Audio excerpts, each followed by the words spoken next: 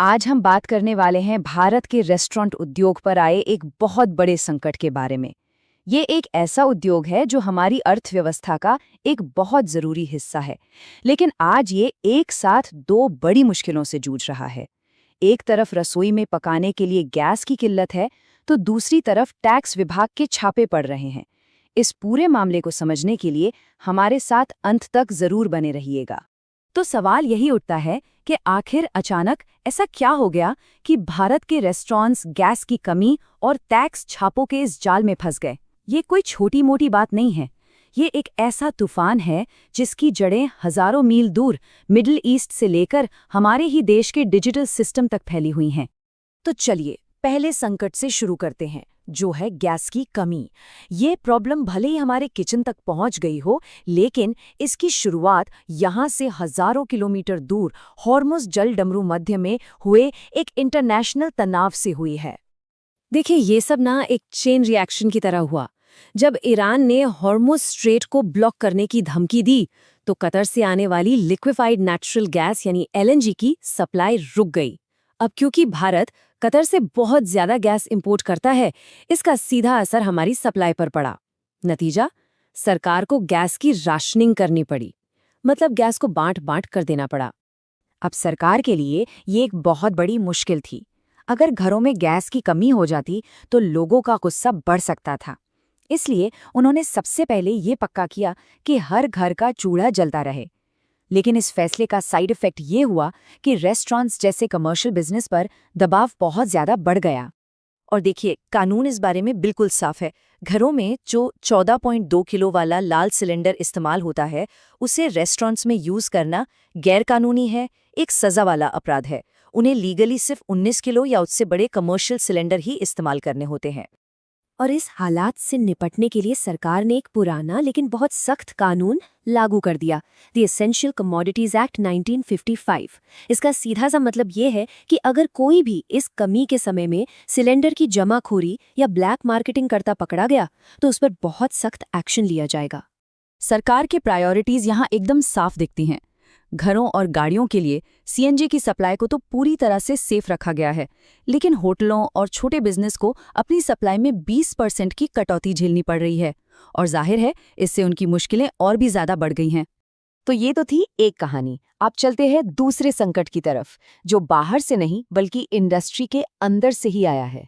ये एक बहुत बड़े टेक्नोलॉजी के मदद से किए गए टैक्स घोटाले की कहानी है, जिसने सच में पूरे देश को हिलाकर रख दिया है। जरा इस आंकड़े पर गौर कीजिए, 7,000 करोड़ रुपए। जी हाँ, 7,000 करोड़ रुपए। ये वो रकम है जिसकी बिक्री को रेस्टोरेंट्स ने टैक्स अधिकारियों से पूरी तरह से छिपा लिया था। ये घोटाला इतना बड़ा था कि इनकम टैक्स डिपार्टमेंट को पूरे देश में एक्शन लेना पड़ा। और ये घोटाला कोई एक दो रेस्टोरेंट में नहीं किया था। सोच कर देखिए, पूरे देश में करीब 1.25 लाख यानी 1.77 लाख रेस्टोरेंट्स इस मामले में अब जांच के घेरे में हैं। ये एक बहुत ही बड़े लेवल की जांच है। इस पूरे खेल को पकड़ना आसान नहीं था। इसके लिए टैक्स अधिकारियों को 60 टेराबाइट डिजिटल डेटा को एनालाइज करना पड़ा। मतलब इतना ज़्यादा डेटा कि इसे खंगालने के लिए इंसानों के साथ साथ आर्टिफिशियल इंटेलिजेंस यानी AI का भी इस्तेमाल करना पड़ा। और पता है ये सब शुरू कहाँ से हुआ? हैदराबाद की एक बिरयानी की दुकान पर पड़े एक छापे से। जब अधिकारियों ने बिलों में कुछ गड़बड़ी देखी, तो एक ऐसे घोटाले की परतें खुलने लगीं जो पूरे देश में फैला हुआ था। तो ये घोटाला होता कैसे था? तरीका बहुत ही सिंपल पर चालाकी भरा था।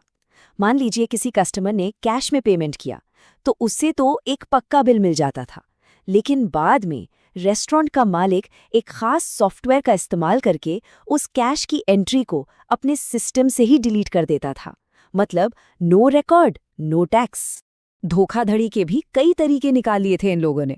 कुछ लोग तो कैश बिल को पूरा का पूरा ही डिलीट कर देते थे, कुछ बिल्स को बाद में एडिट कर देते थे, और कुछ ने तो अपनी सबसे ज्यादा बिकने वाली डिशेस को ही रिकॉर्ड से गायब कर दिया। और ये सारी छेड़छाड़ सिर्फ कैश ट्रांजैक्शंस के साथ होती थी, क्योंकि ऑनलाइन पेमेंट का रिकॉर्ड मिटाना लगभग नामुमकिन है। और अगर देखें कि ये टैक्स चोरी सबसे ज्यादा कहाँ हो रही थी, तो लिस्ट में टॉप पर हैं कर्नाटक, तेलंगाना और तमिलनाडु। ये वो राज्य हैं जो देश के बड़े टेक और बिजनेस हब माने जाते हैं। शायद यही वजह है कि यहाँ टेक्नोलॉजी का गलत इस्तेमाल इतने बड़े पैमाने पर किया गया। तो अब इन दोनों कहानियों को जोड़कर देखते हैं। ये दो बिल्कुल अलग-अलग संकट एक ही समय पर एक साथ मिलकर रेस्टोरेंट इंडस्ट्री के लिए एक परफेक्ट स्टॉर्म यानी एक भयानक तूफान जैसी सिचुएशन बना रहे हैं। तो आप पूरी पिक्चर क्लियर हो जाती है। एक तरफ गैस की कमी है जो एक बाहरी समस्या है और रेस्टोरेंट्स के रोज के काम को ही रोक रही है, और दूसरी तरफ टैक्स घोटाला है जो एक अंदरूनी समस्या है और उन पर भारी भरकम फाइन और कानूनी कार्रवाई का खतरा लेकर आई है। मतलब रेस्टोरेंट्स दोनों तरफ से फंस गए हैं। तो इन सब का आखिर मतलब क्या है? और ये सिर्फ रेस्टोरेंट मालिकों की ही प्रॉब्लम क्यों नहीं है? क्योंकि इसका असर हम सब पर पड़ता है। चलिए समझते हैं कैसे। देखिए, इसका असर हर तरफ है। छोटे बिजनेस वालों के लिए काम चलाना मुश्किल हो गया है। सरकार को टैक्स का बहुत बड़ा नुकसान हो रहा है। जो रेस्टोरेंट्स ईमानदारी से काम कर रहे हैं वो इन धोखेबाजों के सामने टिक नहीं पा रहे। और आखिर में इसका बोझ हम जैसे कस्टमर्स पर ही तो आता है, या तो बढ़ी हुई कीमतों के रूप में या फिर खराब सर्विस के रूप में। ये जो बात है ना, ये पूरी सिचुएशन को एकदम सही तरीके से बताती है। एक संकट उनके हाथ पैर बांध रहा है और दूसरा उनके पुराने कामों के लिए उन्हें सजा दे रहा है। ये वाकई में एक बहुत बड़ी, एक अभूतपूर्व चुनौती है। तो आखिर में सवाल यही है कि इस दोहरी मार से जूझते हुए ये इंडस्ट्री एक मजबूत और ईमानदार भविष्य आखिर कैसे बना सकती है? इसका जवाब ढूंढना ही इस पूरे सेक्टर के लिए सबसे ज्यादा जरूरी होगा। ऐसी ही और जानकारी के लिए ऑल कैन स्टडी को सब्सक्राइब कीजिए। Thank you. चलिए मिलते हैं अगले वीडियो में।